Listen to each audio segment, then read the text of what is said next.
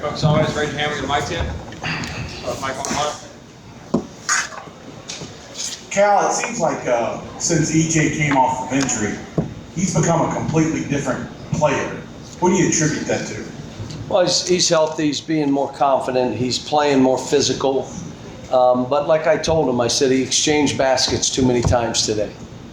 Like, we're going to be playing teams where you have to fight to stay in front, to go grab balls with two hands.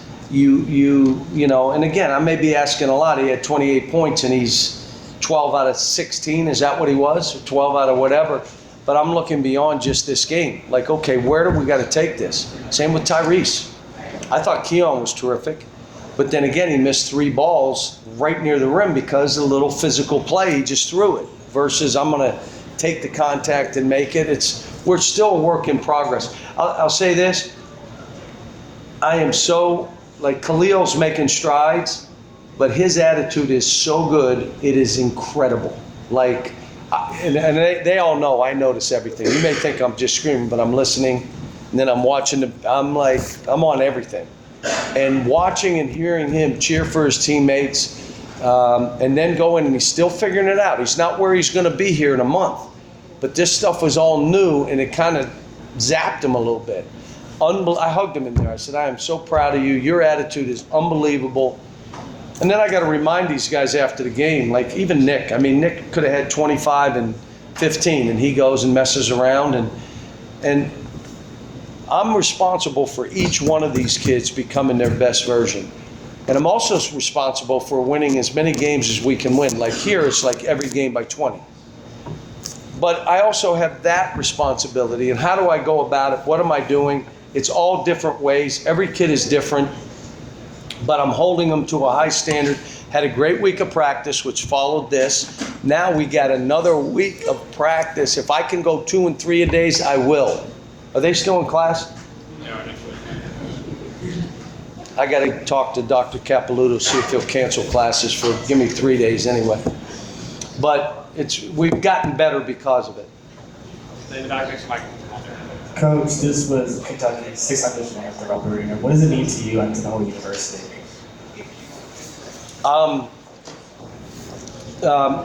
Look, I said this before.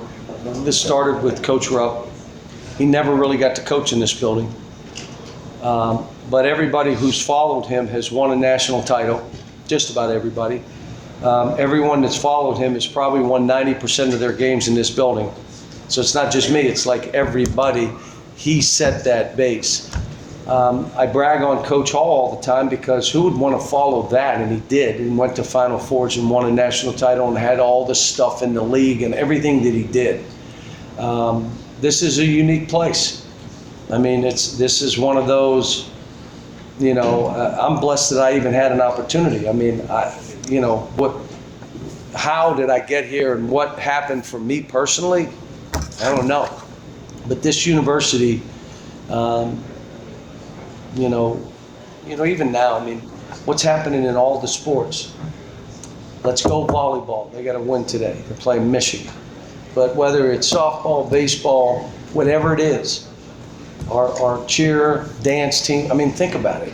And the pride, all 50 states, 100 different countries, every county in our state represented here, $3 billion in buildings, academic entrance exams, our scores have never been higher in the history of this school. We're like on that kind of climb. And I'm just happy that I could be a part of it. And, you know, I don't know how many we've won in this building, how many, whatever that is, but, you know, I'm glad that we played a part of it. We're right with Daryl and John. Now, anything particular Johnny Juzang did to earn his first start in practice? Fought. How about the biggest play of the game? You won't know it because you guys don't know basketball, but the biggest play of the game was we're struggling. I got to call a timeout. Like, what are you doing? We do this every game.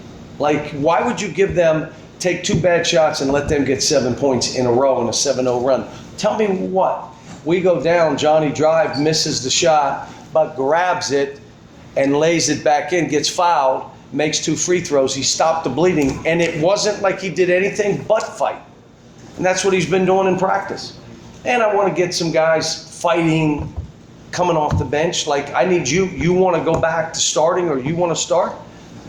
Earn it in practice. Fight. So, but he deserved it. He really did.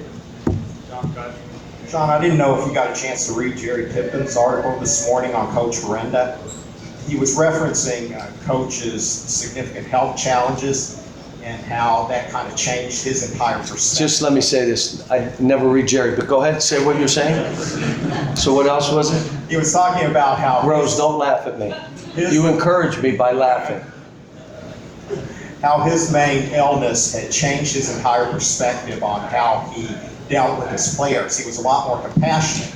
And I know you're pretty demonstrative and demanding on the court, but I know inside you have a big, deep sense of compassion also. So how has that changed over the years in which you've been coaching?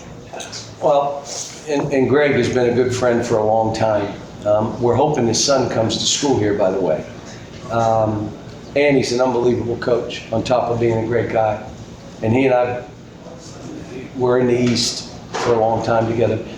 But what happens as you age, you know, the reality of what this is kind of hits you. And early on, you're trying to survive. Like, I had no basement to go back to. Like, there wasn't like, okay, Dad, I got to go work for you. No. So early in your career, you're in a dogfight. Everything is a struggle. Everything is a fight to survive. You hit a certain point, and then you realize, like when I get together with the UMass guys, like, I apologize. I know what I was like. I can't believe you could play for me. And not only that, you fought for me and won. And they say I'm soft. So when they see me coach and practice now, they say, you got soft. But times have changed in this regard. This social media and all the other stuff that they read. When we grew up, not some of you young guys, there were 3 channels. ABC, NBC, CBS. There wasn't 195, I'll watch whatever I want. There wasn't call waiting. The phone rang 6,000 times if the guy didn't hang up the phone. I mean, it just kept ringing and ringing and ringing, and you're like, does this guy understand I'm not picking up this phone? And he just kept calling. It's 78, I'm counting them now. It's 89, 90, 91. He finally hangs up the phone. I'm like, are you kidding me? Who was it? I want to pick up the phone. Who would dial a phone 90 straight times? But I didn't. But now these kids, anybody in any part of the world can get a hold of them and tell them whatever they want to hear. It's different how you, like, these kids need me in a different way than kids in the past. And they need more individual meetings. They need to know, yes, I do love you, even though I'm hard on you. They need to know stuff that I had kids, and we were just talking about Bruiser Flint and I, who's my brother. He said, Cal used to get on guys at UMass, and they wanted to prove you wrong. Yeah? You think that? Yeah, watch this. I had one guy, I can't remember exactly what I called him. I do remember, but he started making baskets, and he got 30 in the second half at Rhode Island. And Jimmy McCoy, every basket he made, he looked at me, how about that? And I didn't say anything because we ended up beating him by 100 because he got 30 in the second half. But even that case, I didn't go back and smooth that over, and it bubbled for too long. I should have gone right away. I learned that lesson. But now if I do that same thing to some of these kids, they're more fragile. There's so much stuff coming at them that you got to deal with it different. Now, I'm still holding them accountable, and I told them after the game, what's the best version of you look like? And it can't be in just one area. It's got to be, this is what you need to do. And I think they know we care and we're about them. Yeah, we got to win. But we're about their growth, and we're about what they're doing. And yeah, I've changed because I don't have the energy. Like, you won't believe this, I got to get sleep. I got to sleep. Where before I could go and go. Now, at 48, when you start getting older like this, you got to get more rest. But Comment on the left. Coach John Frenda said that, or Coach Frenda said that he felt like today was a, quote, Kentucky festival. I mean, based on your good mood, I'm guessing that it's fair to say that it was a festival based on how your big men played today? I didn't think Nick played particularly well. But, you know, I told him, you got arrogant today. Hungry and humble. Hungry and humble. You start getting arrogant, and what happens is he's invested in his positive, his own self-esteem. He invested in it, and it can be taken away, not by me, by himself, by reverting back and playing in a way that you played a year ago when I couldn't keep you in games. I couldn't keep you in. You're not doing that stuff, and you reverted today. So again, it's my job. It's, you know, even at the end of the game, we didn't finish the way I wanted. I talked to him after. I don't care about the score. We're trying to get better, and how do we finish a game off? So, but, you know, Keon did well. Emmanuel, I think, is playing well. Ashton, again, 11-2. And he knew, because I asked him how many turnovers you had, and he said I had 2. So he's getting the idea of got to be more careful with the ball. So I think the last 2 games, he's 32-4 assist to turnover ratio. Well, let me see if anybody in the country is doing that. But Marlo, back to the cameras. So you're getting into a tough part of schedule. Yeah. Georgia Tech. yeah, Utah, yeah, Ohio State. Ohio State and Louisville, they're saying, are the best 2 teams in the country. And you know why? Both teams fight. Both teams are unbelievably coached. Both teams are playing, they're screening, they're creating good shots for each other. And if you walk in that game with any coolness, you'll get beat by 30.